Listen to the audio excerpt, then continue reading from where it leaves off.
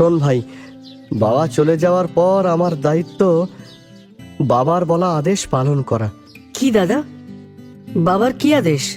বাবা বলে গেছেন বাবা রেখে যাওয়া সম্পত্তির অর্ধেক ভাগ তোকে দিতে। সে তুমি যা ভালো বুঝবে। তা ভাগাভাগি করার কি আছে দাদা? তাছাড়া তুমি তো আছো, বাবার অবর্তমানে তুমিই তো। না রে, বাবা যা বলেছেন তা তো আমি অমান্য করতে পারি না। তাই শোন, আজ থেকে এই ঘরের বাইরের অংশটা হলো তোর, আর ভিতরটা আমার।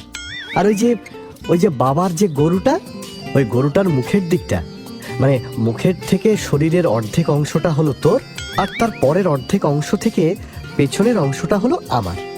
আর ওই যে আমাদের নারকেল গাছটা আছে না, ওই নারকেল গাছটার উপরের অংশটা হলো আমার, আর নিচের অংশটা হলো তোর।